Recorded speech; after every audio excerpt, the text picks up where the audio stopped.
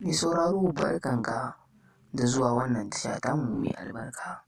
Amma idan wannan ne shigowar ka channel ɗin nan, ka danna mana alamar subscribing sannan kuma kada ka manta ka danna mana alamar ƙararrawar sanarwa domin ta haka ne za ka dinga samun sababbin shirye-shiryenmu kai tsaye da zarar mun ɗora.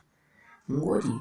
Mai sauraro, a yau ne muka samu labarin cewa tsohuwar matar Adam A. Zango watakwan Maryam Ibiyiola ta koma gidan mijinta watakwan jarumin nan na masana'antar Kannywood watakwan Adam A. Zango.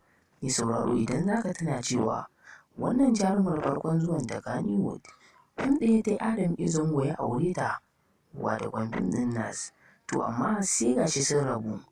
To amma yanzu dai labari ya karaɗe gari da duniya cewa Maryam Ibiyiola za ta koma gidan mijinta watakwan Adam A. Zango domin kuwa ta yi murna da ta koma domin kuwa dama ba a san ransa ya sake ta ba.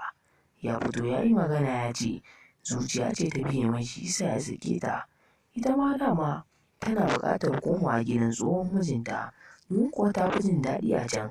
Domin kuwa mai sauraro idan za ka duba cewa wannan jaruma da komawarta gidan Adam A. Zango gashi nan yanzu ta yi ƙiba. Kai dai mai sauraro ka dinga kasancewa da mu a cikin wannan tasha tamu mai albarka wacce za mu dinga kawo muku shirye-shirye masu daɗi a kodayaushe.